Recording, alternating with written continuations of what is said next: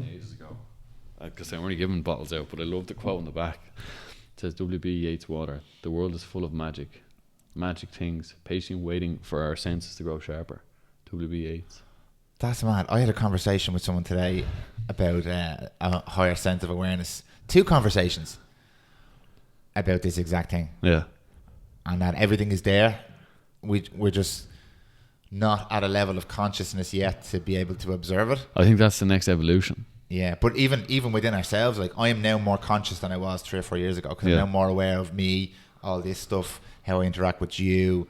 I'm way more aware. But I was a fucking zombie before, like, and I thought I was doing well. I always say that as well. Like before I came across meditation, I was sleepwalking through life. Genuinely. Exactly. I swear to God. And what is meditation giving you? That awareness. The senses are much sharper. Sharper senses, yeah. But I think that's so true. And what's else? Do you then just conversation with people, or just the job that you do, or all of it? Yeah. Struggling myself, seeing people really struggle in the clinic. Yeah. That's a massive thing as well. Yeah, seeing people, having my kids, my relationship with my missus, podcasting, conversation, meeting Brian. Are we rolling? Are we? We're live. Yeah, it's on now. Good to go. All that stuff has helped me. Yeah, we leave this between us. I don't know if you can read my writing now. We'll play around it. We get into it. We'll get going. Over to you. Dan the man. How are we doing, sir? Mr. James Hempton. Great to be back. We're back again. Episode 12. It hasn't taken all that long. I think I had you on. I think it was episode 3. And was it 3? Yeah. It was 3. I actually checked it today. It was 3. So it's not been that long. I've actually had a few guests coming back on already. Do you have many? Does that happen on your own podcast? I have quite a few repeat guests. Yeah. It's nice to have that, isn't it? Yeah. There's a sense of familiarity there. And like everyone says this at the end of the podcast. I say it all the time. I must have you back on. And then I do have to back on to try and... Because you go off on tangents and you want to make sure that you don't just leave that as an open loop. You want to come back to it. Definitely so. And not even just that. It's like you actually become more comfortable with the person. Obviously, the more you see them, the more you're with them. And then from that, like you said, familiarity and that feeling of being comfortable with someone, when you become more comfortable with someone, you can start kind of expanding the conversation out more and more. Like new possibilities come, I suppose. Yeah. Did I discuss this with you after I met you?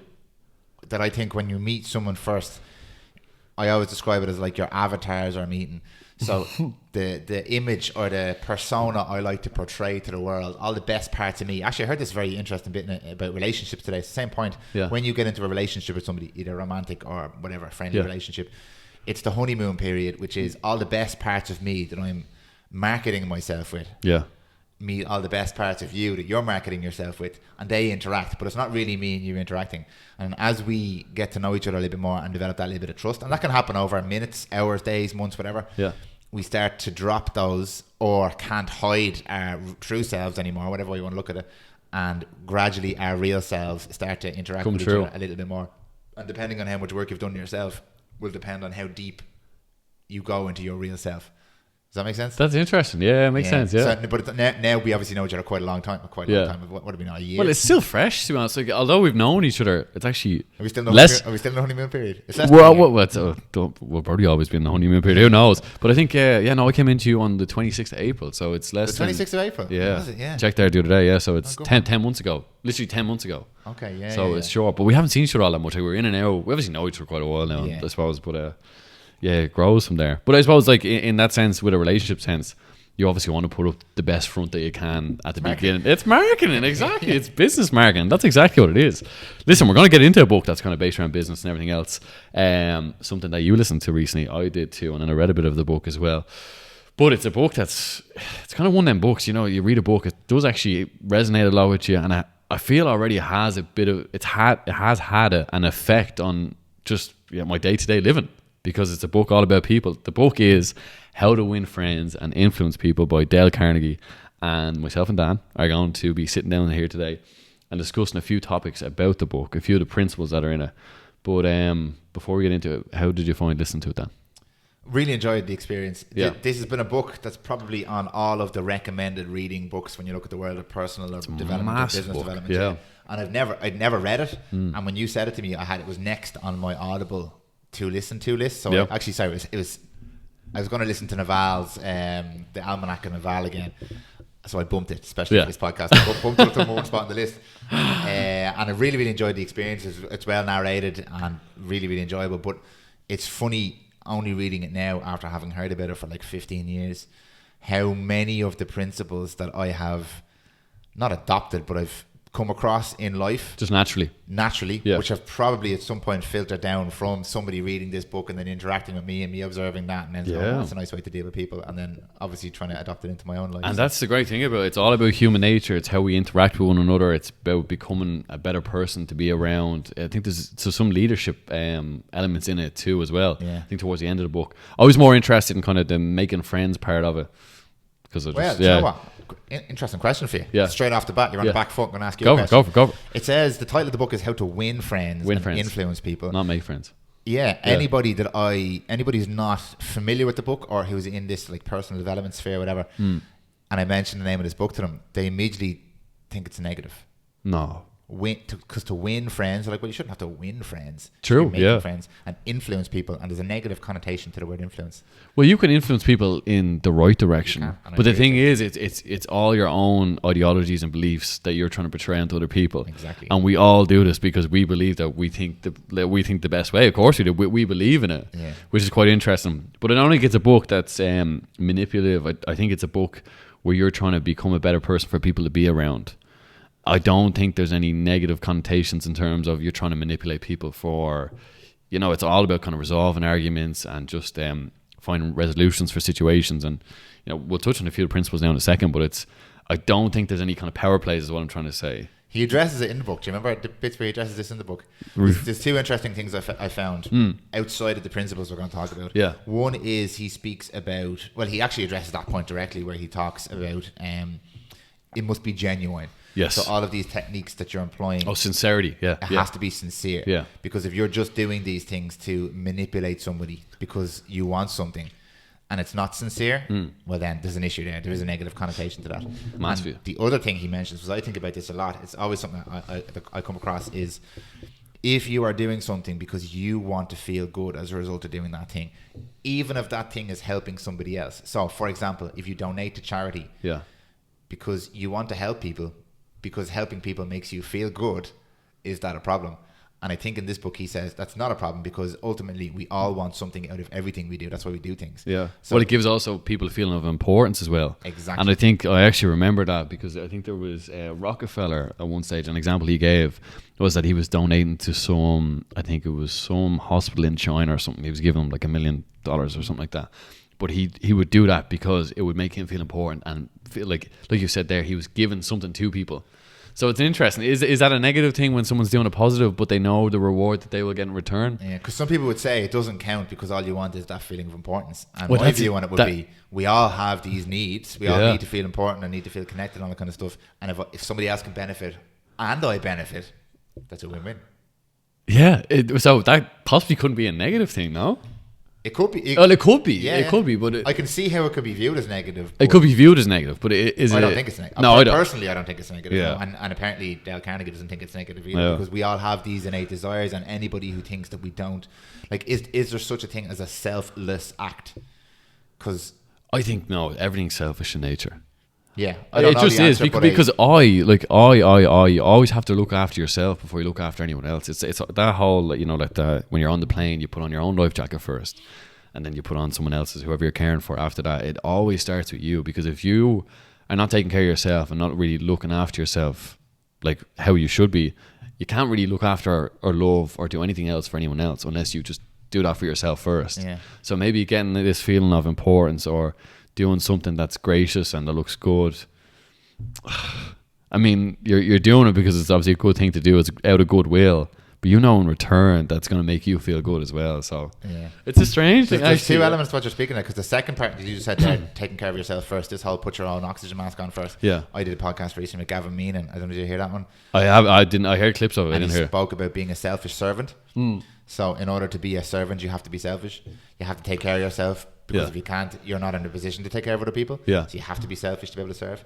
But yeah, I find that very, very interesting. I think it's really important. I actually did hear a clip from one of your reels, and he mentioned how he would segregate his morning as a selfish act so he could be more selfless during the day. Exactly. But I think it's it's an important thing to do. Yeah. Because you can't show as the person that you want to be if you're not taking that time and energy and investing it back in yourself. No. It's very important. And here's a very contentious, because I heard this portrayed this way as well, particularly about Irish people, the whole Irish mammy syndrome, is that it's easier sometimes to selflessly take care of other people at your own cost, because it means you don't have to acknowledge that there's things you need to work on yourself. Wow. So the Irish mammy thing is you look after, Irish women are notorious for this, and bless them, like, look after everybody else first and I'll come last. And it seems selfless, but some people, and some people wouldn't be me, I don't know how I feel about it yet, but would say that that's actually selfish, because you're not doing the hard work on yourself,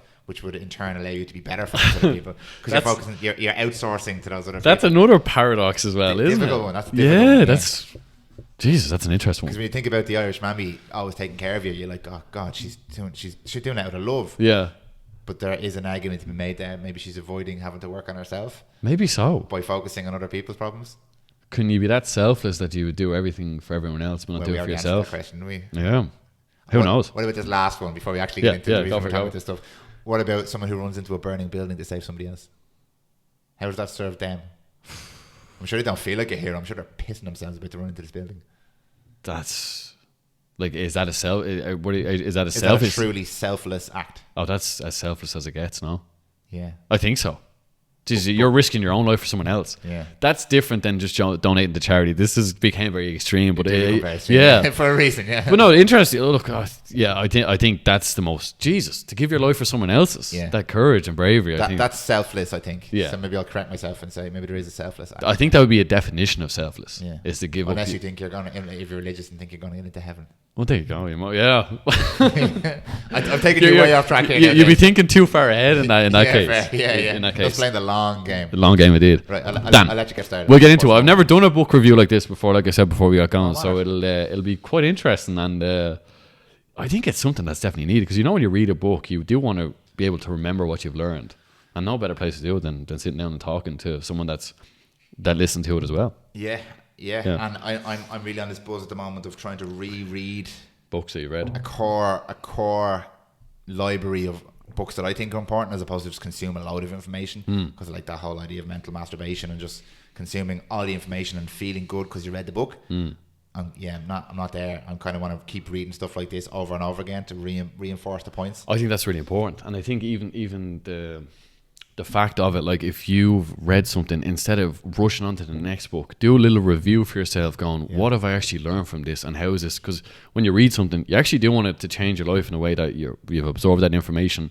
And like, this is what I love about this book, is that it's so applicable to your own life. Yeah. And I think it's in general, it's just a great book. It's like it's just human relations, and he actually wrote this book because he couldn't find another book about what this book is all about human nature and how they interact and be with one another. But we'll get into it. So we're gonna go over 5 principles, and the ones that kind of interest me the most, like I said, were at the beginning of the book. And the first one, Dan, I'm gonna kick it off, is do not criticize, condemn, or complain, which is a really interesting topic.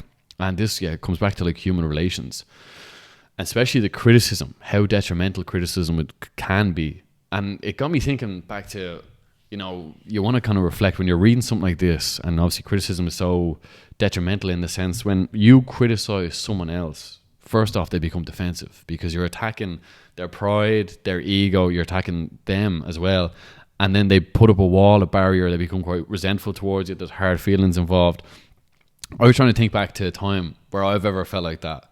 And I think when I think back to like maybe school, a lot of that in school, maybe teachers on your back about this and that.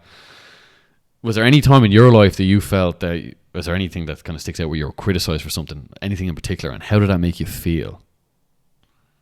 Probably 100 times in the last 2 weeks, I'd say. Oh, really?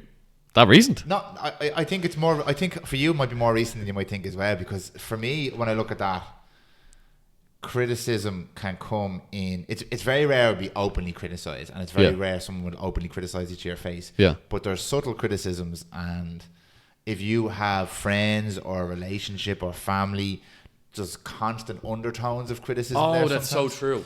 That's so true. So it might not necessarily be an overt, you're a piece of shit. I don't remember the last time that. Well, actually, I do. Probably 2 weeks ago on a football pitch, but that's different. But there's always an undertone of criticism. That's so true. And do you know why I'm agreeing with you?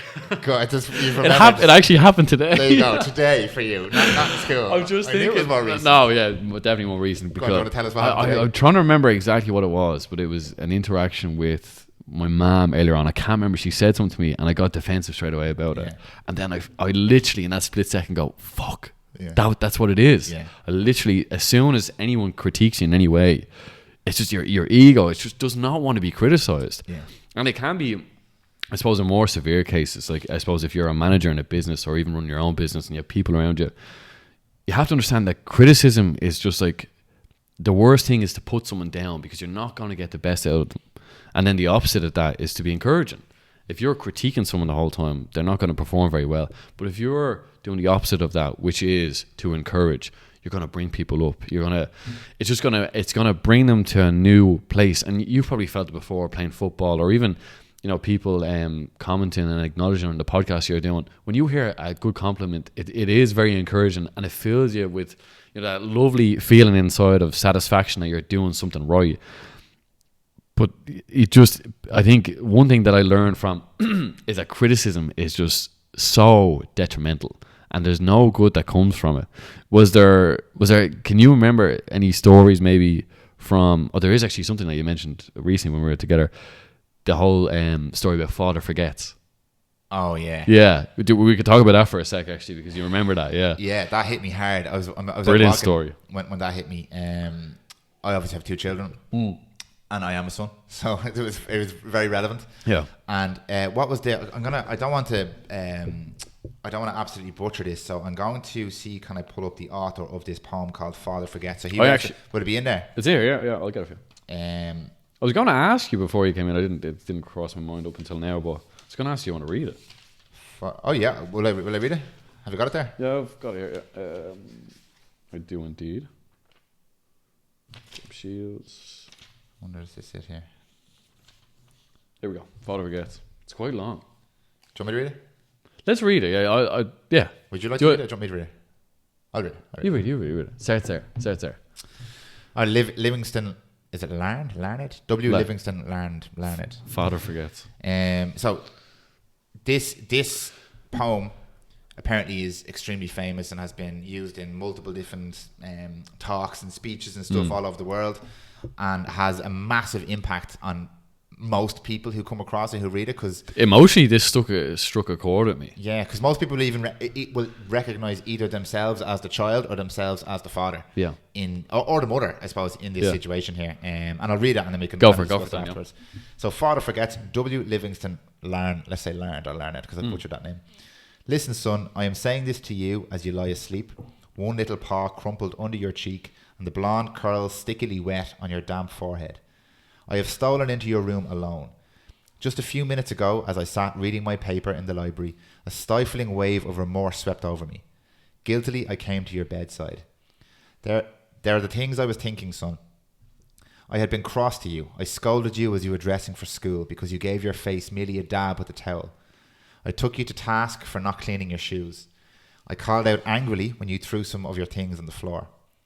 At breakfast, I found fault too. You spilled things. You gulped down your food. You put your elbows on the table. You spread your butter too thick on your bread.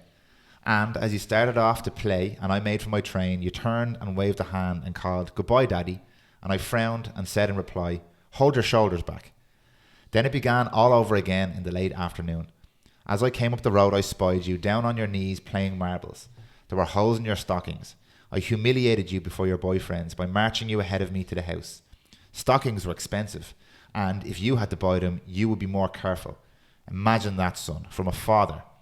Do you remember later when I was reading in the library how you came in timidly with a sort of hurt look in your eyes? When I glanced up over my paper, impatient at the interruption, you hesitated at the door. "What is it that you want?" I snapped.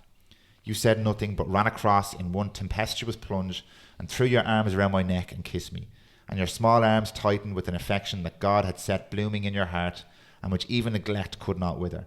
And then you were gone, pattering up the stairs. Well, son, it was shortly afterwards that my paper slipped from my hands and a terrible, sickening fear came over me. What has habit been doing to me? The habit of finding fault, of reprimanding. This was my reward to you for being a boy. It was not that I did not love you. It was that I expected too much of youth. I was measuring you by the yardstick of my own years. And there was so much that was good and fine and true in your character. The little heart of you was as big as the dawn itself over the wide hills. This was shown by your spontaneous impulse to rush in and kiss me goodnight. Nothing else matters tonight, son. I have come to your bedside in the darkness, and I have knelt there, ashamed. It is a feeble atonement. I know you would not understand these things if I told them to you during the waking hours. But tomorrow I will be a real daddy. I will chum with you and suffer when you suffer and laugh when you laugh. I will bite my tongue when impatient words come. I will keep saying, as if it were a ritual, he was nothing but a boy, a little boy. I am afraid I have visualized you as a man, yet I see you now, son, crumpled and weary in your cot. I see that you are still a baby. Yesterday you were in your mother's arms, your head on her shoulder. I have asked too much, too much. Brilliant. It's nuts, isn't it? That's crazy. I'm actually emotional reading that again. It's so good. It's so, yeah, I think I got a bit more emotional when I actually read it. Yeah. It is, it's something else. And it's so relevant the way he was, cutting him and condemning him the whole time. Quick to criticize. Very quick to criticize, and just not realizing, obviously, in this situation, it's a little boy. You know what I mean? It's his son. 100%. Yeah. But I think I'd say most fathers, like if you're somewhat aware, would have that realization every so often. But it isn't very hard sometimes that you lose that awareness, that you don't see him as a little boy because maybe you're angry or something, you're projecting anger or whatever else is out into the world, and then every so often it's like the penny drops once again. Yeah. And he'll grow up too as well. 100%. Like, there's obviously depths to this book because you could read this at a surface level, but something like this, like generational trauma, comes up. Obviously, he was treated a certain way by his father, so it's just natural for him to treat his son that way. Very true. And he doesn't necessarily see it until he sees it, and when he sees it, it hits him like a ton of bricks. Yeah. He's devastated by this. I'm trying to treat this young fella like a man, and he's a boy. Let him be a boy. And like you, I know you consume a lot of the same content that I would do. Peterson speaks about this, about like those years of youth, and it's easy when you're not feeling good to miss that because you're caught up in your own shit and your own anger and your own frustration and and you just want, like, why can't you just, and it's that why can't you just kind of feeling. Whereas if you're more comfortable with yourself, or you recognize this kind of, you recognize that you've been triggered in some way, and that's why you're passing this along. That's quite interesting, because I think we are coming to a stage now, obviously, as the generations go on, that we're becoming more aware. And even if you think to like 2 generations ago, it's like you're almost like a carbon copy of how your father was. And now things are so different, I suppose, in the freedom of information. And like you touched on it before we got going on this podcast, like just having some sort of awareness around just maybe your thoughts, your feelings, how you are with other people as well. Yeah. It's like you can have a completely different outlook and actually realize whatever's happened to you previously, that doesn't have to, predict what's going to happen to you in the future or how you're going to act in the future. Which is quite interesting. That I think, that father forgets, it really hits a chord. It's crazy. And it just goes to show that, like, the affection of the little boy wrapping his arms around him was something that kind of just, it tore him up inside, which is brilliant. So that was based around kind of condemning him, criticism, and then anything got to do with complaints. I don't think was there all that much about. Well, like from this, all these principles, it was less about what I was hearing in the book and more about it was getting like images of my own life in it. Yeah. And I think about, if you criticize and if you complain, it immediately, not only does it affect the person you're criticizing or complaining to or about, it affects you. Because when you criticize somebody, it does something to your mental state. If I'm criticizing you, for example, you're finding fault, first off. I'm finding fault, so I'm already in that fault-finding mode. Yeah. And it tends to falsely elevate me above you, which is not actually a nice feeling. We think we want to be elevated like that. Great point. But it's not actually a nice feeling, so I actually suffer from criticizing you. Yeah. And also, if I complain, again, it puts me in that negative mindset. So, like Pat Divilly said it to me, I don't know who he was quoting, but he said, when you point a finger at somebody, there's 3 fingers pointing up to the camera. You point a finger at somebody, there's 3 fingers pointing back at you. Yeah. So usually if I'm finding fault in something, it's my fault. It's the fault.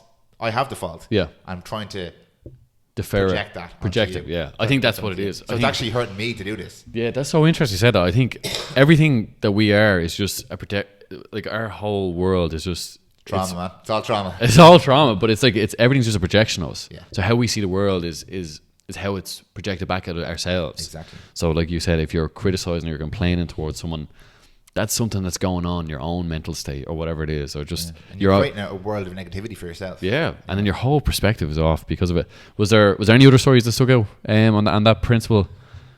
No, I feel like we've covered that. Like it's as we said earlier on, most of these are very, very similar. Yeah, and they all kind of come back to taking a moment to really gain awareness around a certain situation. Yeah. What would this call for? And in most cases, it's a positive approach, not a negative approach. Yeah, I think that there was one story that sticks out in my mind from this principle, and it was got to do with, I think it was Abraham Lincoln, and he was working as a lawyer at the time, and he would openly criticize his opponents that he would go to in court, and he would write in newspapers how they were this and that, and he would really kind of just make them a laughing stock of the state or the city that he was in. And it got to a point where he offended a man called, I think his name was James Shields. And this man, he took it to heart. He took it seriously. Everyone was laughing at him in the area. And he was fed up of it because Lincoln was doing this over and over again. So he challenged him to a duel. Now, I can't remember what the duel was, but it's basically, I think it's where you're on the horse and you've got long pole. I could be butchering this now. What is that? Do you know what? The duel in those days was you march 10 paces and turn and shoot.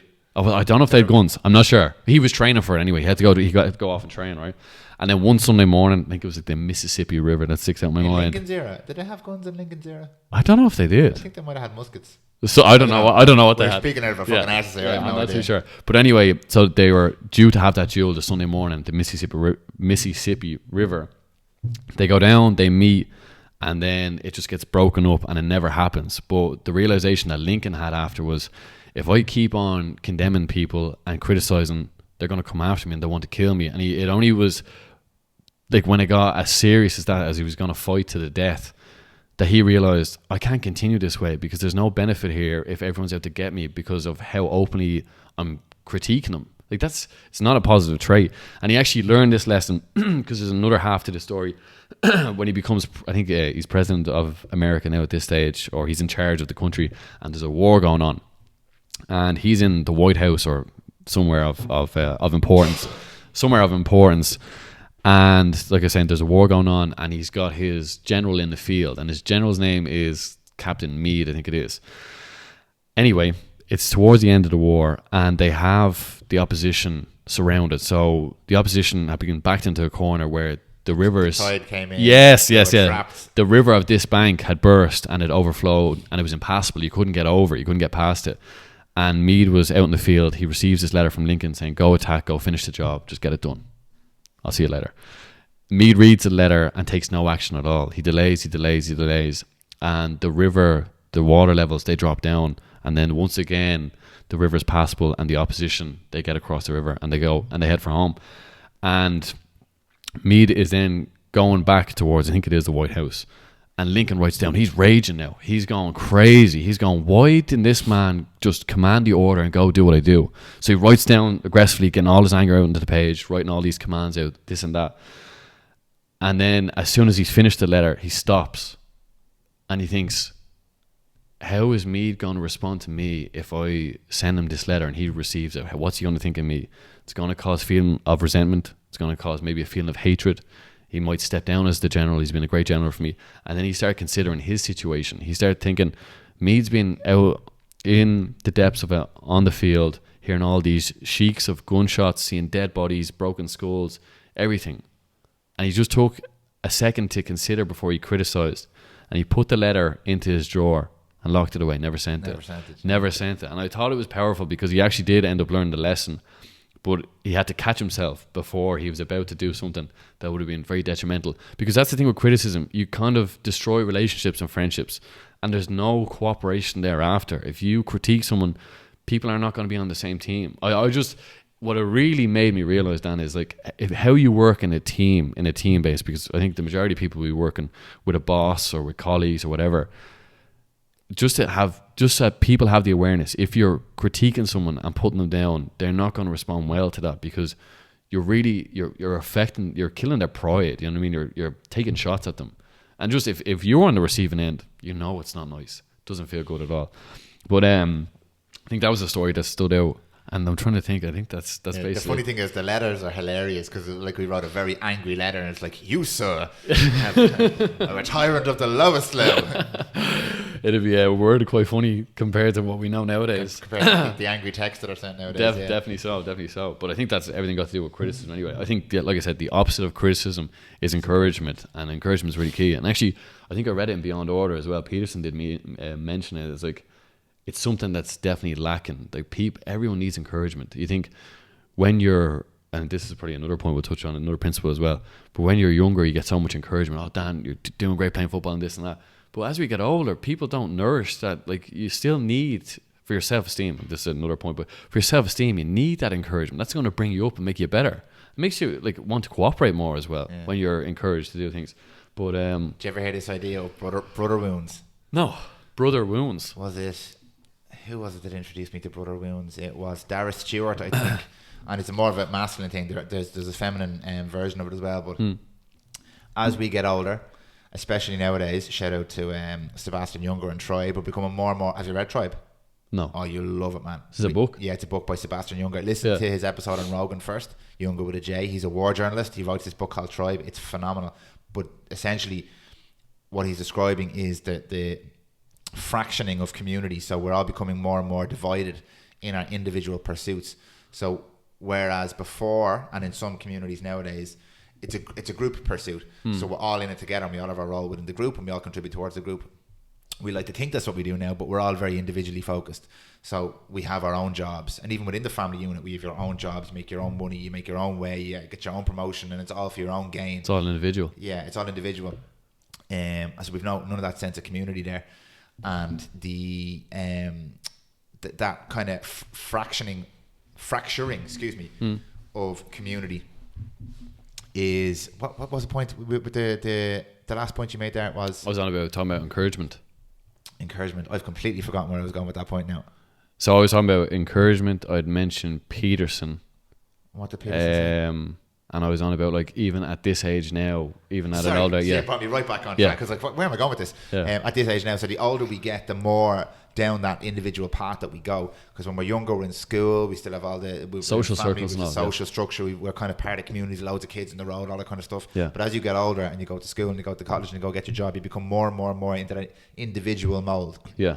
So then, to bring it back to the brother wounds part, as we get older as men, we now no longer view our friends and our brothers and pals and stuff necessarily as brothers in arms. Oh, interesting. Yeah. Now we view them as competition, because now we're competing against them. Because I have a faster car, or a better looking girlfriend, or a bigger house, or more money in the bank, and we're being forced down that road. So now, when we meet up and we're chatting, and I'm telling you about, I got the new Beamer outside, and you're like, all I'm doing there is causing you pain, because you're responding to that and like, oh fuck, he's got a nicer thing than me. That makes me feel worse about myself. Is this quite common? It's everywhere. Yeah. You go with your mates, lads are bragging about different things, and that's fine with a bit of banter. Yeah. But for everybody in that group, somebody feels insecure, and I've tested this. I know this in certain groups. I've had conversations that it all leads back to the same thing. Yeah. Everybody's just gently testing each other, but that's actually causing me discomfort when I see my friend doing really well now, because he's not doing really well for the group, he's doing really well for himself, and that makes me feel insignificant. So what I'll try and do is make myself try and seem more significant. But that's where the brother wound comes in, because by me trying to make myself feel more significant, I'm making you feel less significant within the group. That's crazy. As opposed to we're all doing the same thing for the same goal, where we all want each other to feel significant. That sounds very shallow. It's shallow, but it's the way society is kind of designed now, and this is why I'm saying Sebastian Junger is a great study of this, because it's no longer about the common good. If you work for a company, you don't give a shit about the company for the most part. You give a shit about yourself and your family. Yeah. So you're trying to promote yourself within the company and earn more for more security. So that's not an evil thing or a bad thing. I'm not anti-capitalist or anything like that. Yeah. But you're on your own. It's not a shared thing, because you're competing with everybody else in your office for the promotion, for the pay increase, for the job that's going to be left after the cuts or whatever. So you're subtly just in competition the whole time. And that causes you to feel insecure, and you want security and you want significance. Yeah. But for you to get that, other people are going to feel insecure. So inadvertently, we're causing each other harm. Interesting. So we're not actually encouraging each other anymore. And like, do you notice now, if you're in a group of people, it's very rare you hear people, and I've been guilty of this before, you very rarely hear people encouraging each other. It's so rare. often hear people, well, and like we call it banter now, and banter can be harmless, but in a lot of cases, lads and ladies take that to heart. So comments are made, but sure, look, he's only this, and do you hear such and such is doing really well in the job? Ah, yeah, but he's only this. And do you see such and such got a new car? Ah, yeah, but he's not great here. It's just subtle and it's small, but it's consistent. And back to your point, when we were kids, that didn't exist because we were all just playing with each other. But now we're competing with each other. And when I read this before, I was like, when Dara said this to me after me reading Sebastian Junger's book, Brother Wounds, I was like, that makes so much fucking sense. I can think back to times in my groups of friends where we've all said things, me included, we've all said things that weren't designed to hurt, but were designed to make us feel more significant by making other people feel less significant. And that's mental. That's crazy. It's such a shift from being encouraged, and it's criticism. It's critique, criticism, and condemnation. I'm sorry, I went deep there. But no, it's brilliant though. But you lack so much connection then, because if you're not trying to obviously be superior to someone else by putting them down in such a way, like by critiquing them in such a way, it's just that's once again it's going to affect your friendship with someone. And is that what you mean by the kind of individualized thing, that you lack that connection because of these? It's because of many things that we don't have connection. Like, it's the way a society is designed now. Like, we can't go, me and you can't go and get a job together. Like, we can start our own company and work towards a common goal. Yeah. And that's why a lot of people now are starting communities. Like, we're starting communities. Yeah. But if you go work for the local law firm or whatever, you're on your own. Yeah. And you're in the shark pool. Like, and we're all colleagues. Yeah. We're all mates, and we're all go for drinks after work, but we're all competing for the next job, for the promotion, for more money. We're all, and it's subtle, but it's definitely there, because it was when Dara said it to me, it all made sense to me. Like, I can see it now all the time. Yeah. It's there, and it's not. And again, when I say stuff like this, I have to always clarify. It's not that people are trying to be mean to each other. It's a natural instinct, and then that's fueled by so many other things. Like, did you feel insignificant as a child? Did you get enough encouragement? Do you regularly get criticized? Are you being met by criticism in your job, in your home, by your friends? Is it everywhere? You're more likely to try and gain some significance back by scoring points, and you see it like when banter gets nasty sometimes as well. That's true. There's always an undertone to some of this banter stuff. People trying to level the playing field a little bit because they feel less significant. Jeez, that's crazy. It's something I haven't witnessed all that much. Well, maybe I need to start looking out for a small bit more. You might see it now when you start looking for it. It is subtle, and it does exist. And do you feel like the older you've got, you see it more and more? Yeah, because we're going further and further down that individual path. Like we spoke earlier on about, the older you get, like not the less friends you have. I feel like I have more. You're more selective with your friends. You're more selective, but you've less people around you. But the friends that you're associating with now, the friends that you have now, you don't feel this where you're trying to one-upmanship. I'm very lucky now, because I've gone down this path of seeking out people who support me and I support them, and I do my very best, and I'm sure I still do it, but I do my very best to still try and encourage. Yeah, but you wouldn't want to be associated with someone trying to one up you the whole time and critiquing in that way. Like, think about if you, like, again, I'm very lucky that I've gone down this path. Think about your friends are from work. Yeah, they're people that you work with. They become your friends. There's constant like jibes there, and it's harmless in a lot of cases. But like, lads making fun of each other's weight, lads making fun of each other's hair, lads making fun of each other's cars, but there are people, and for women as well, but I'm just commenting on what I know. Yeah, there are lads within that group who are taking that stuff to heart. That's true. Yeah, and then kicking back a little bit because they want to re-establish the pecking order. Their importance. Yeah, that's quite interesting. Yeah, it's a slightly abstract point, but it ties in with the definitely with criticism. Yeah. Definitely does. Very much so. So we're going to move on. Yeah, let's move on. We'd be here all day if I take this long on every principle. Principle 2: give honest and sincere appreciation. Now, I did not realize how important appreciation is. Yeah. I've always been quite appreciative myself. I think in terms of just having a gratitude practice and just how I am with people already, I'd be very appreciative. Like, one thing I realized is people love appreciation. And I think there was a quote in this chapter, and it was by some American actor. I can't remember his name, but he said the one thing I need more than anything is nourishment of my self-esteem. And I'm just thinking, like, that quote, when I read it, I was like your self-esteem needs to be nourished. You need people around you telling you that you're doing something good, and not from a place of falsehood. We talked about already, like being like in the title, or saying the principle, being sincere, being genuine, finding something genuine in what the person is doing and being sincere about it, and just giving you know, little sparkles, I think another phrase in it, little sparkles of gratitude towards that person, and just spreading goodwill out into the world.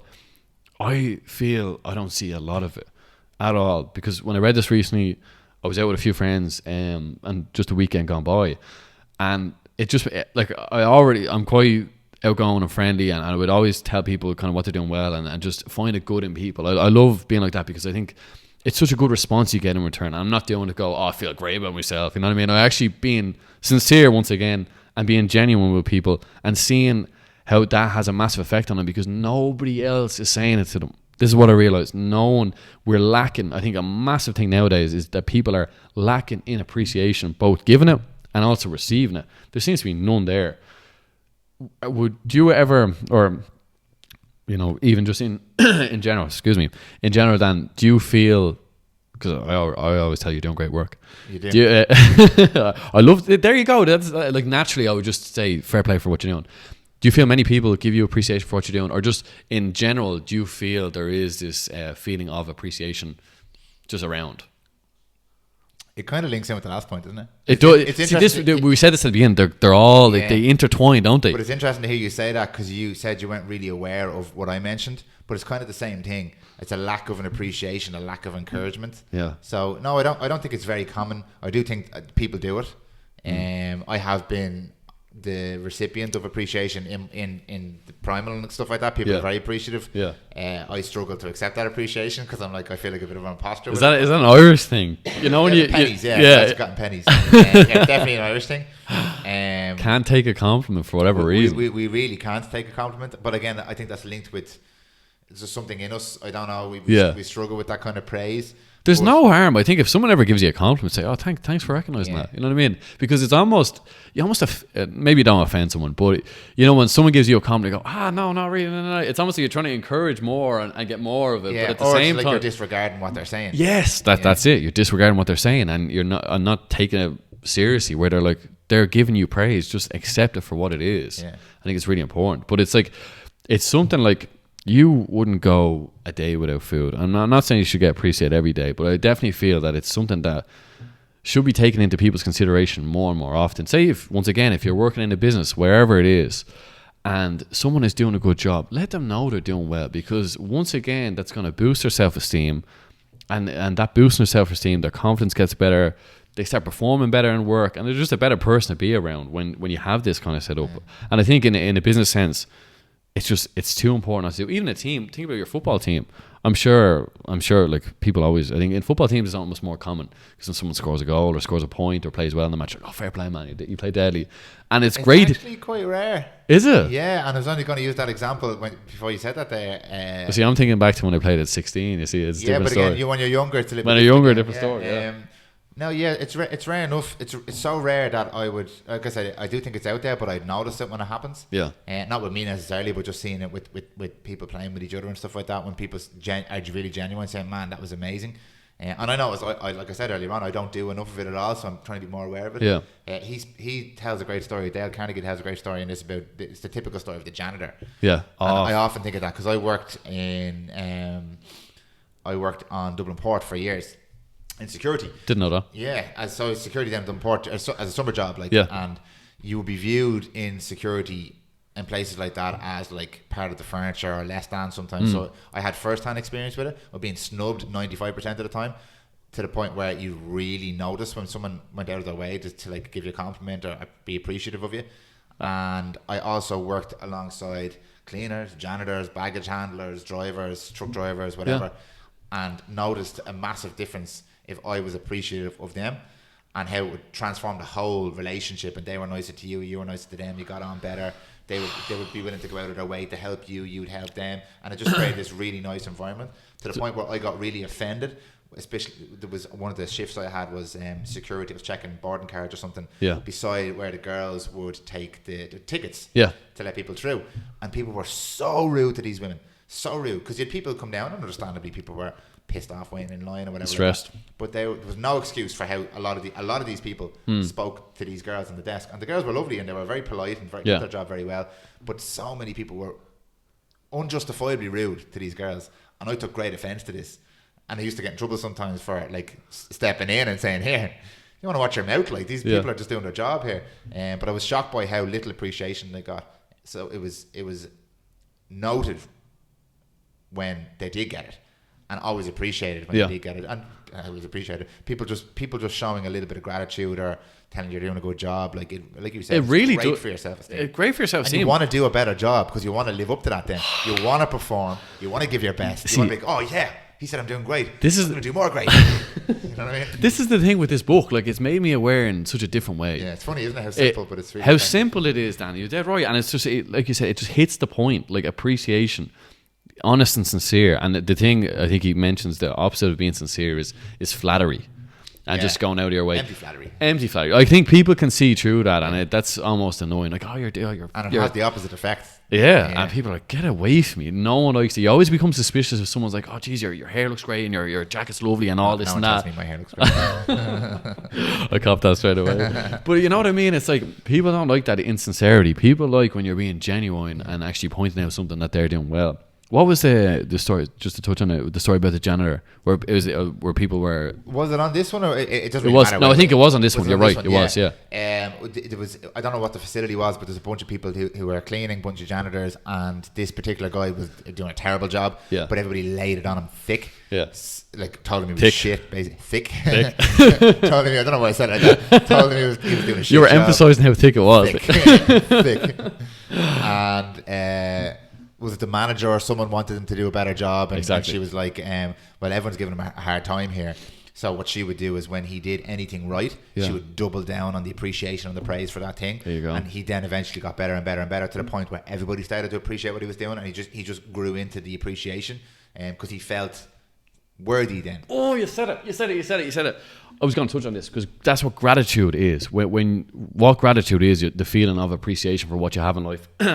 And when you actually acknowledge what you have already, you feel whole. Yeah. But when you want something else, you feel lack. Yeah. And that appreciation is just, I just think it's so needed in the world, and the lack of it is something just that people become more aware of now. You know what I mean? We all need appreciation. Yeah. We all need to give more appreciation as well, which is really important. I think there was a story that kind of touched a chord at me. And it was about a schoolboy in Detroit, and his name was Stevie Morris.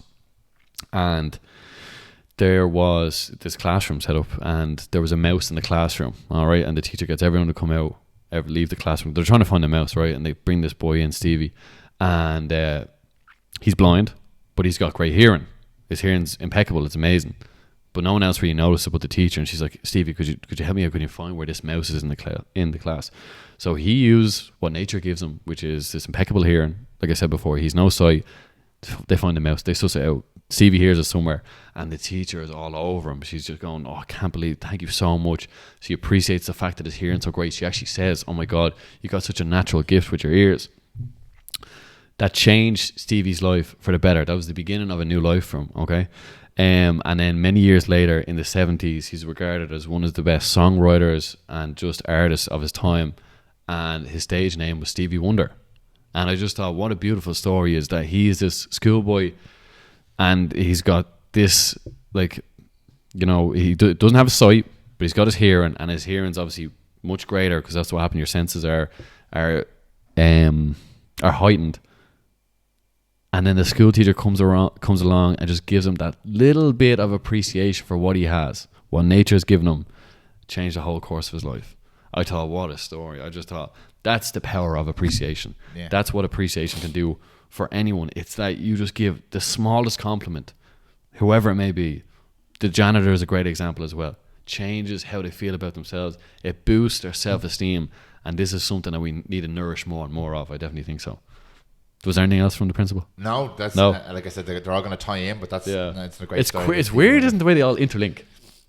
It's not weird. Well, it's not weird, but it's weird that, like you said, Dale had to write this book because he couldn't find anything else. Because like it's human behavior. Like it's so common. Yeah, and it's everything about us. And yet he had to write a book because he couldn't find anything really on it. And they didn't think it was going to be that successful. They had like 10,000 copies. Yeah, it's nuts. That's crazy. Do you want some more water? Yeah, I'd love some more water, please. Thank you. I'll read the next point while you're pouring lovely water there. This is one of my favourites. Yeah. Become genuinely interested in other people. The word genuine pops up so much, doesn't it? Yeah, well, it has to be genuine because, like you said, otherwise it's empty flattery and people can sense that. They can indeed. I love this one. This one was really good, and this one really hit home with me. And I think it would with you too as well, Dan, because obviously you work like you want the best out of your clients when they come into the Primal Studio. Your clients are a reflection of your work, so you have to become genuinely interested in them. Because I love when I originally came into you, and it was very detailed. It was all about the mission statement, why you're here, why you're doing it. Just everything about it. You took an invested interest in myself and Niall at the time, and it was like I could really feel that. And when people know that you're interested in them, they become interested in you, and it's just this whole sort of cycle, and it goes on and on. What did you take away from this principle? Well, I find it very interesting, but it's funny because it's another one of those ones that can get or can sound a little contentious. Yeah. Because people are only interested in how interested you are in them. Yeah. But I didn't know that this was one of the principles in his book, but obviously it has filtered down. None of this is genuine thought from me. It has filtered down through my experiences in life, or someone I know has read this, but I was always of the opinion when I was working in the clinic that most if not all people had a story or something interesting they could share or teach me. Almost all people. I love that. And then if I could be interested, and that's an active thing, not just this person is interesting. If I could be interested in this person, the thing would come out.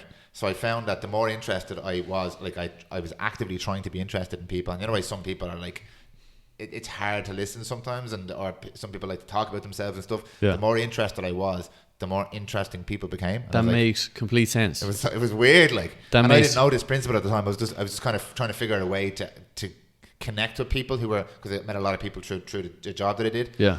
And I was like, the more I'm interested in these people, the more interesting they become. I was like, Dan, that's a lesson for life, man. That's so good. interesting, That's so accurate as well. And I recently heard Williamson talk about this because he does a lot on the dating dynamics and human dynamics and stuff like that. And he spoke about that as well. But one of the top techniques with dating is to be really interested in a person, even if you don't find them that interesting. Yeah. And they become interesting because when you become interested in them, they then become interested in your interest. It's your sense of curiosity. Exactly. And then they start to open up, they start to give you more, they start to engage more, they start to really kind of like you. And then that means you're more likely to like them. I think every person that you meet in life can teach you a lesson. Yeah. Become interested in them and just find out, because they know something that you don't know. You want to get to know a person. I just think there's such benefit, going back to the principle again, but being interested in someone. I think you're going to get to know them. You can ask a million and one questions. It's never ending. And people are like, I have nothing in common. You're both here. You're human. You've got a soul. There's something you can talk about. Find something to talk about. You talk about anything. You want to know about them, just ask them where they're born, what's their name, anything. You know what I mean? You can find it. I just thought that's such an interesting principle. Become genuinely interested in others. Because I think Dale Carnegie had a quote at the beginning of the book, and he goes, if you want to make more friends, if you want to make more friends, you can make more friends. You can make more friends in 2 months by being genuinely interested in people than 2 years of trying to get people to be genuinely interested in you. Yeah. And I thought it was so accurate. Like, it's a very selfish thing to try and get people interested in you. But what you can do to almost benefit yourself is become more interested in them. And I think this is something that I learned in the past year by working with people, working with clients, and doing all these physical transformations with people. It's like my sole interest was them. I was like, I want to know everything about you. I want to WhatsApp you every day. I'm literally, I want to get the best out of you. And the reason why, and because I obviously wanted the best for them, don't get me wrong, but like I said about even your own work, is like your clients are a reflection of your work. So it's like there is a bit of an alternative, ulterior motive there, but it's like you genuinely do want the best for this person. So you are solely invested in them. And like you ask, people can talk about themselves all day. You can ask anyone any question about themselves. People love to speak about themselves. Yeah. But just how it is. It's just how it is. They might not necessarily even have something to teach you. In a lot of cases they do. But by you being interested, it elevates the quality of the entire relationship. Everything about your interaction with that person is then elevated then, because now they're engaged. Now they are interested because you find them interesting. Yeah. So now the whole thing takes a step to the next level, and then they start to become interested in engaging with you more. And even if they don't get interested in you necessarily, your interaction with that person is much deeper. You get a much deeper, more meaningful relationship with that person. And this isn't like all virtuous and stuff like that. It makes it better for you as well, the more interested you are in that person. But that's curiosity is a beautiful thing, Dan, isn't it? It really is. Like you said it so well there. Like having that interest is like you're creating a better experience for yourself as well. Yeah. Selfish. It's 100%. It is selfish, yeah. But you're doing it in such a good way. Yeah, and like when I like this idea of elevating, because that person then is going to be elevated on a higher level of whatever you want to call it, energy, frequency, whatever you want to call it. But their interactions going forward then are going to be better as well. So I don't know. I don't remember where I heard this, but it's kind of like the idea of leave the world a better place than when you found it, or whatever like that. But when you have an interaction with a person, you want them to leave that interaction better than when they started it. So you don't want to be dragging people then, because then that is going to reflect on whatever way you want to visualize it. But it's also reflected on you as well. It's going to reflect on you. So if you meet someone and you're overly interested in them and very curious about them, you mentioned there, you elevated them, and that association of elevation is associated with you. Absolutely. So you in their eyes, you're a better person for it as well. 100%. Yeah, and you are a better person for it. You feel better. Exactly. You've got more engagement from this human being. Like we're social creatures. We need that engagement. But like if you want to look at that as how it plays out, then they have a better interaction with the next person that they meet, and that person, and that comes back home to roost with you as well. So the whole thing is shifting, the whole energy is shifting.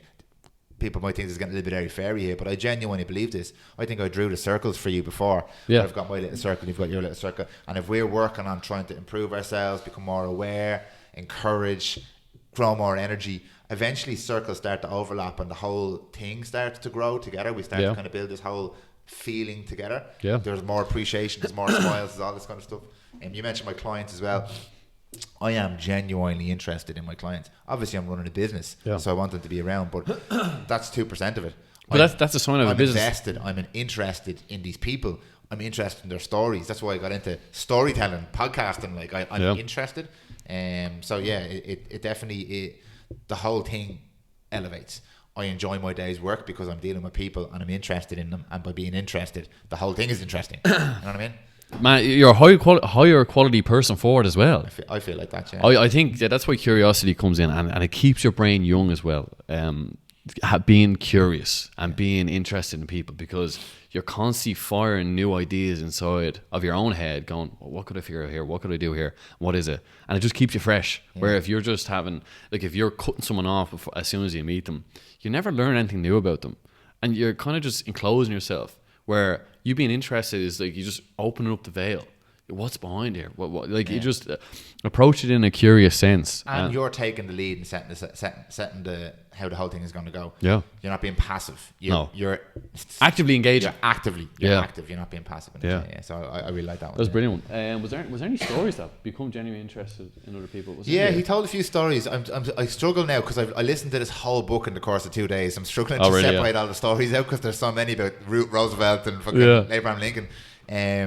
But he did hammer down on the point that people are mostly interested in themselves. Yes. And if you can understand that, it's going to improve every relationship, every interaction, be it business, be it personal, by you genuinely showing an interest. And that was the one point he laboured on, that one, was that it has to be genuine, because people know when you're not actually interested. Oh, definitely. He told the story of some business interaction where he was trying to get some time with this executive, and the executive had no time, but his little boy collected stamps. Yes. As soon as he expressed an interest in the stamps, oh yes, something along those lines. Your man all of a sudden was like, "Oh my god, this is amazing."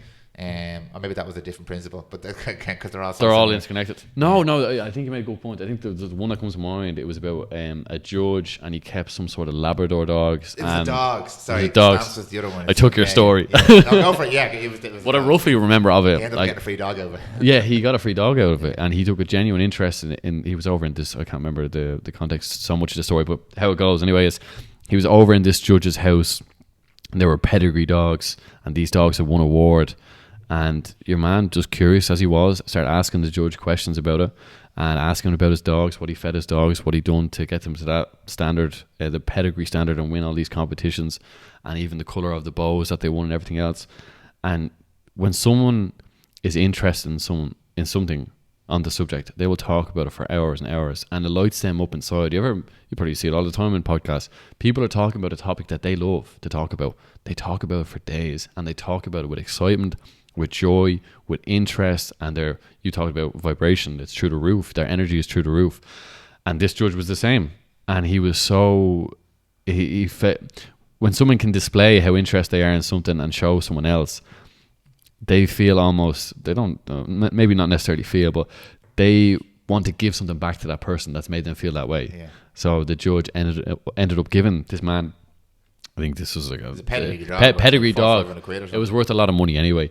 And then your man was able to bring the dog home for his boy, and it just goes to show, once again, the principle: become genuinely interested in other people, because it pays off. And there's no interest. Like, you can't. It's very difficult to get other people interested in you, but you can always be interested in them. Yeah. And I think that's a great point. Yeah. I don't think there's anything else to add to that. Was there principle? No, that was it. There was, and then number 4. We'll move on, Dan. We can mention this one. Smile. The power of a smile. The power of a smile, man. There you go. Yeah. Lights up anyone's day. Yeah, it does. Yeah. And they talked about kind of frowning, and obviously the opposite of that is smiling, but. Do a lot of people smile in your direction? I'd say you get a lot of smiley people coming to the studio. Oh, when people come into the studio, they smile. Yeah. But that's quite a unique situation. Because they're happy to be there. They're happy to be there. It's a nice environment. My clients know me. They think they like me, so they smile when they see me. They've usually kind of mentioned to the person coming in, the studio's cool, you're going to meet Dan, and the person smiles because they're polite when they come in. Yeah. But where it's more noticeable is out when interesting in the wild. Yeah. Walking the streets, in your car especially, no one smiles at each other in their car. Everyone's fucking frowning at each other. Everyone's wound up. Everyone's not everyone, but a lot of people stressed and everything else. Yeah. So it's rare enough to smile at strangers. I feel like that's where it's more relevant at this point, because like you smile at people you know. Yeah. Well, some people don't. But yeah, with strangers, it's rare enough. I'd find it very rare for a stranger to smile at me. And I actually smile at a lot of people. Yeah. And I can see people get a bit freaked out sometimes, but usually they smile back. Yeah. And it's mad how effective it is. Like, it's actually crazy.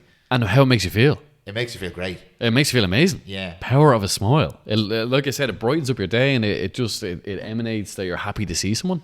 And it's a more intimate connection with somebody that you don't know. Like, definitely. If you're like plain face, whatever like that, most people have a bit of a rest and bitch face. I know I have a bit of a rest and bitch face, but when you smile, you've made an engagement with that person. Yeah. So like, oh, and you're animated as well. Animated. Yeah. Like the automatic reaction is to smile. It's like when someone yawns, you kind of yawn. Yeah. When you smile, someone smiles back. It's such a positive feedback as well, isn't it? It's a really nice thing to do, especially I think even if you don't know people. Like, as soon as you say, for instance, you meet someone that you know and you're smiling, it just shows signs that you're happy to see them, and it's a joyful experience for them. Yeah. Where you approach someone and they might be frowning, and you're like, oh jeez, I don't even want to be around you, because it immediately sets the tone. Whether it's someone you know or someone you don't know, if the first thing you see is a frown, that sets the tone. If the first thing you see is a smile, it sets the tone. Sets the tone completely. And like, this is an experiment. Anyone who's listening to this, all the millions of people listening here now, go and do this experiment. One day, smile at everybody. Yeah. And you'd be absolutely, because I did this before, you'd be absolutely shocked at the response that you get, because everybody smiles back. Pretty much everybody smiles back. And every now and again you get someone who's like, the fuck is wrong with your man? Like, is he alright? But almost everybody smiles back. And it changes the interaction you have with people. Like, people in the shop start talking to you. People because you've made them feel a certain way.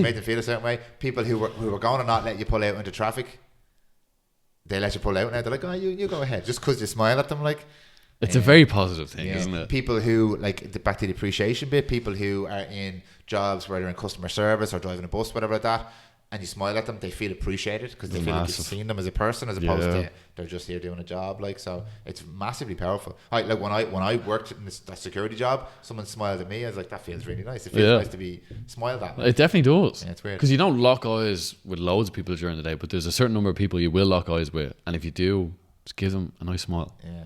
Do you know where the opposite of that I found was really weird? It was Stark, London City. Oh, really? People that avoid eye contact at all costs. Like, I think there's a running Is this joke. when you were over there travelling? Yeah, I would have been over a few times at business or whatever, and walking around London's weird. There's not a sense. I like London. Like, it's a cool city, but there's no real. It's very, very isolated on the streets. You don't make eye contact with anybody. Like, really, there's loads of stories going around about asking people for time, and they're like, them just kind of shake their head and walk on. And People are quite frightened and scared, isn't I it? don't know what it is. Maybe it's because there's so many people in the city. There's not a great sense of connection or something there. Yeah. I don't know what it is, but it's very noticeable over there. Well, that's one thing that the Irish people are considered to be great for is their openness and friendliness. Yeah. I don't know about smiles though. Yeah, I know. Like you would get, like I said, when I did that experiment, I would regularly smile at people now. Like obviously sometimes it might be in a bad mood. Do you think you're more conscious? Obviously, you're more conscious. I'm aware. way more conscious of it now. You think you're gonna do it more? Yeah, I'll keep doing it more. I do practice this, so but I'll do it more and more. I think I do it naturally, but I never ever thought just like I would smile with people anyway, but now I'm like going, I am smiling. I know that I'm doing it now, if you know what I mean. Yeah. Instead of just letting it naturally happen. Do you know where I noticed a weird difference was when I was younger playing football? Yeah. Other teams management and stuff like that, like you'd be the hard man, you'd be frowning and scowling all the time. Now I smile. And it's mad the reaction you get. Like yesterday with the game and after the game, and it was quite a physical. It was a rough enough game. Yeah. And after the game, I was walking out, and the other team's manager was there, and I just gave him a smile as I was walking by. He started chatting away to me. We're chatting there for 15 minutes. We had a great conversation. Well, it's daily. Yeah, and it was just like he saw me smiling. He was like, "Oh, how are you getting on? Oh, you played very well." And I was like, "Oh, thanks very much." Because I think there is that sense of openness with a smile, isn't there? Where frown is just you're closed off. You're closed off. You're closed off. Yeah. Yeah. It's just subtle things. It's like an invitation. It's like, it is. Yeah, it's an open invitation. Yeah. And a smile can even come through in your voice. Because I think an example they gave in the book was definitely like comes through in your voice. Definitely, yeah, because like it changes how you feel and you change your mood. I think the example they gave in the book was someone's having a conversation and they're just talking about as you're smiling, people can actually perceive that on the other end of the phone with the tonality of your voice. They can perceive that you're smiling. Weirdly enough, a smile can almost be heard. Well, I say it to everybody with their podcast stuff, like especially when they're doing like recorded pieces like intros and outros or ads. It's like add 15-20%, smile, use the arms, use the body language. And like, but boy, no one can see me. It's like, but they can hear it in your voice. Yeah. They can hear the energy and the intonation and the inflection. And that's exactly what it is. Definitely hear it. So it's even more powerful when like we're face to face right now. The visual, you're seeing that and you're hearing it in my voice. So you're like, oh, Dan's engaged. He's enjoying himself. And then you lean into that, and then oh, like, oh, James is enjoying this. Yeah. And we're smiling and we're telling how much we appreciate one another. And I'll actually use an example, and you won't mind. I don't know if you listen to this or not. But I have a client. Actually, no, I won't name him. It's even easier now. He knows who he is, and he has a very, very placid, stoic face. Yeah. So when you're talking, for example, he'd be sitting there like this. And he looks like he doesn't care, but he's really, really digesting what the person says because he's super engaged and he listens to everything the person says. But I just noticed it and I said it to him. And in the next episode of the podcast he was doing, he was more animated. He was giving some of this and little smiles and stuff. And the reaction from the guest was so different. Not that it was really different, but it was really noticeable to me. They were really appreciating his non-verbal feedback, the smiles, the nods, the engagement. I think that's really important, man, because if I was to sit here and just be like, exactly. Given no sort of... Am I doing... I start to guess myself. Because what it is, it's constant feedback. Yeah. You're seeing how we're reacting. Is this conversation going well? Or are you confused about a question? What's going on? If I can't see what you're perceiving, it's like... It becomes confusion. Yeah. Confusion. And that doesn't really go anywhere. You know what I mean? No. It leads to any great conversation. But animation's key. And smile is very important. And... massive. Yeah, like you said, try out that experiment where you go around smiling at people and see what happens. Genuinely try it. I'm going to try it anyway. Yeah, do. It's so weird because it's so effective. Yeah. It's crazy how effective You haven't stopped smiling since we started on this topic. So the last but not least, this is all about arguments. Principle number 5 that we got written down here is the only way to get the best out of an argument is to avoid it. I thought that was so powerful. Yeah, you really like that one. I love that one. I love that one. Not that I wouldn't be very argumentative at all, but I think I never came across anything that talked about how to actually deal with a situation that an argument would arise and what to do in that sense. And I don't think a lot of people even know or understand how to almost avoid an argument, because all it is in the sense that like if two people are shouting at one another, it's a lot of noise, it's a lot of bad vibration, there's not a lot of goodness there, and nothing is being solved or settled. Was there anything in particular that you took away from this principle? Why do you think people argue? Maybe they're annoyed with one another, or there's a disagreement, or they're not. Me and you could have a disagreement, and it could be just like this, and we could just disagree. Yeah, but it's not an argument. That's true. What would you say is different about an argument? There's emotion involved in it. Yeah, I think people. Yeah, I think for me with arguments, it's because, and I am guilty of this. I get emotionally attached to things, and I link a lot of these things, especially nowadays, we link a lot of these ideas with our identity. Our opinion is who we are. And if you, it's back to the criticize thing again, if you disagree with my opinion, I view that as a personal attack on me. And that affects it's not a personal attack on me, yeah. but that triggers me, and then I get emotional. When I get emotional, I get argumentative. When I get argumentative, logic goes out the window, and now we're just arguing. Well, that's the thing about humans. We're not logical beings. We're creatures of emotion. Yeah, we're creatures of emotion. Emotion flows through us, and it's quite interesting because when someone does argue with you, it does feel like it's affecting your pride. Or no, it is hurting your pride. You feel it in your gut. Yeah. As opposed to in your brain, like. And you become resentful towards them. Once again, these are all interconnected points. Thank you. No problem. So was there anything that stuck out with that point? I'm trying to refresh my memory now about. He told a lot of industry stories about people in industry, whether it's oil or steel, and situations where they could have argued their point. They knew they were right. Oh yes, that's right. Yeah, and they could have argued their point. Oh, the examples were brilliant. Actually, A lot of the examples he used were people who were doing his course. Crazy, which is brilliant. And the stories he would tell was such and such. This batch was wrong. It was handled wrong, and we knew it was handled wrong. However. And this is someone writing a letter to Dale Carnegie. By employing the principles from your course and not becoming argumentative, they kind of went to the person and just talked to them and reasoned it out, and the result was 10 times better than it would ever would have been with an argument. Whereas if you try to argue your point, the other person sets that. There's an interesting thing about saying no, because he talks about saying yes. We're not going to cover it now, but it links in with this, that if someone says no, you are biologically, every fibre of your being dies on that no hill then, because now you have set your stall, and for you to reverse that, what happened there? Because the camera went off. Give it 2 seconds. Sorry, Dan. Sorry. No, you go ahead. Are we out of memory card? Definitely not out of memory, no. Or battery. Should be out of battery. I have another battery there. Excuse me. We're going to keep all this in because I like it. The battery's off. The battery's gone, is it? I'm going to pause it. Sorry, Dan. Sorry. No. Go. We're good to go. We're live live again. again. Tell the people we had to do a battery change there. Battery change. We're all good though. James, a true pro, we had that in and out like an F1 team.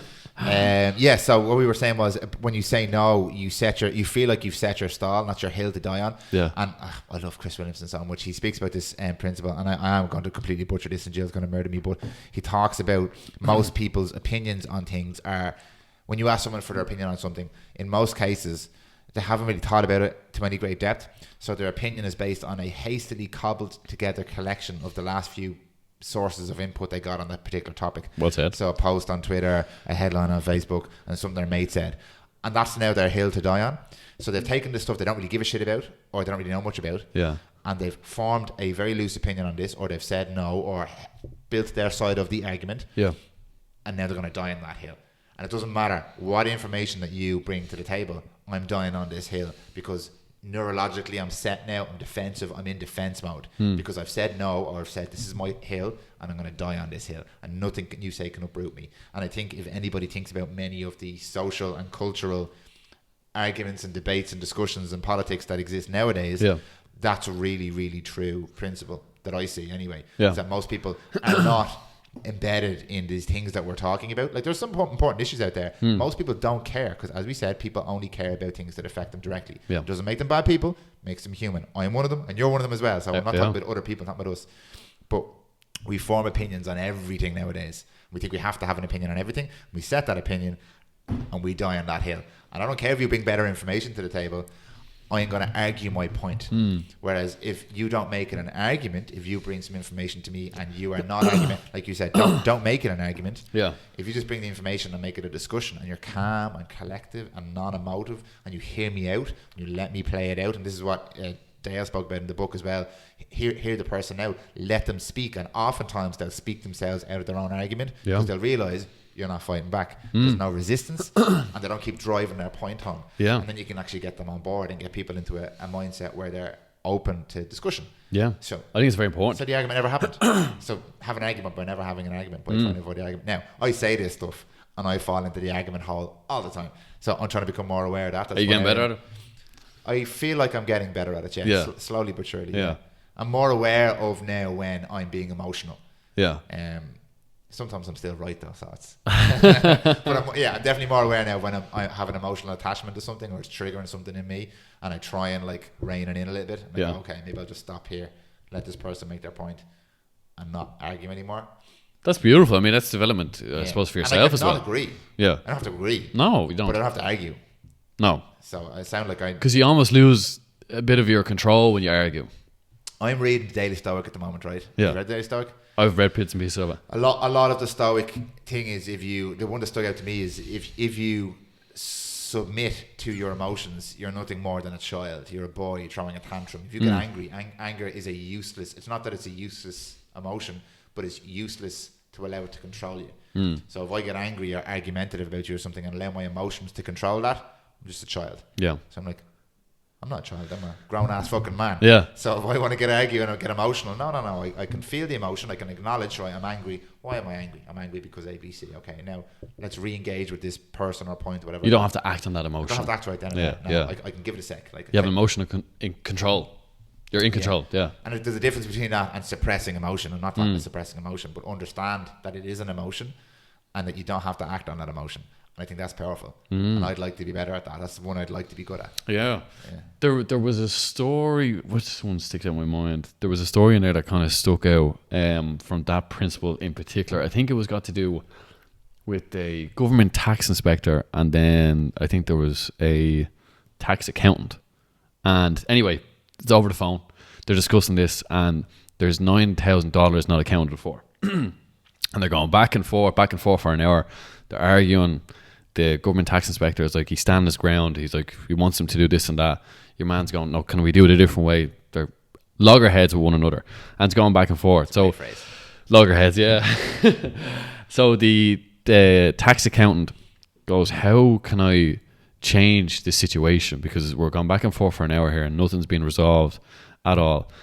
And he changed his attitude towards the government tax inspector.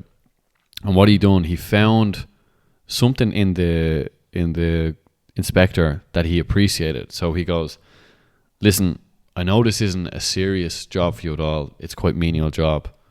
I respect the work that you do because you're in the front line having to deal with these situations every day. You actually have a job that I admire so much because your experience of firsthand, where I've learned everything through a book. So he'd start going down different paths, how he learned.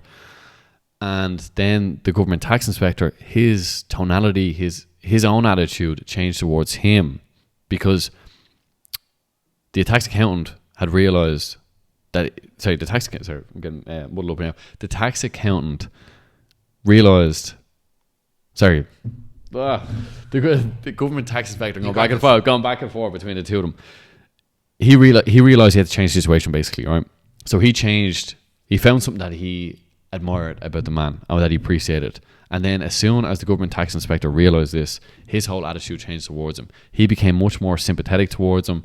And then they had a conversation about, everything got to do with him, about his family, his interests, his friends. And at the end of the conversation, the conclusion was it completely changed course. And then 3 days, he said, listen, I'll get back to you in 3 days and we'll resolve the situation. 3 days later, he calls him back again and everything is good. They got it settled. Whatever happened with the 9,000, it was all good then. And then when you're reflecting on that, when you're looking back on that, what was the difference in that situation was the government tax inspector, he kept standing his ground because he wanted to feel a sense of authority. He wanted to feel a feeling of importance, and that argument gave him a feeling of importance. And this is what people have to realize as well, and something that I kind of copped onto as well when I was reading this, is when someone is arguing with you, they're trying to get their point across, but also it makes them feel a certain way. It makes them feel like an authority over you. And it's just like, if you can become less defensive and find a way to change your attitude towards the situation, things can actually turn out well for you. Because in that situation, I think for the tax accountant, it turned out well for him. It's a very long-winded story, but what I'm trying to say is you can actually diffuse arguments and construct them in such a way that the solution, or say that the conclusion, turns out well for you. But it's all about diffusing arguments and the way you do it. Very long-winded, sorry, Dan. No, you're bang on there. And it is interesting. It's a nice way to kind of round out a lot of the stuff, a lot of these points and principles that we're talking about, because if you understand that as human beings, we are all susceptible to these drivers, these triggers, these behaviors. We all have a need for importance and relevance and significance. Like we spoke about a lot of these different things today.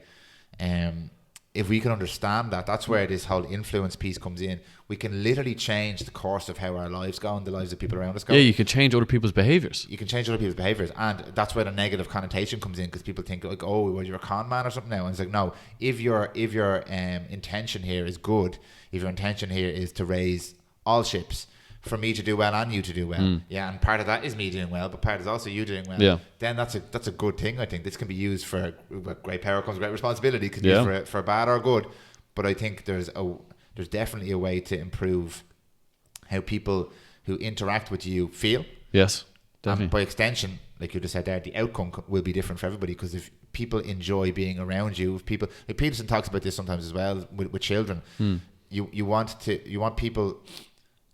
create children or raise children that are likable, but not that they're just succumbing to everybody's kind of whim or they're a walkover, but they're genuinely nice to be around. Because if they're nice to be around, their outcomes in life are going to be way, way better. Well, look, we deal with people on a daily basis. So why wouldn't you want to be a good people's person and that people like being around? Sense. If you like being around someone, they'll like being around you. It's just as simple as that. Yeah. And you just have to... Like it goes back to that point, be interested and find out more about them, appreciate them. What is that like? Smile. There you go. All the principles are all intertwined.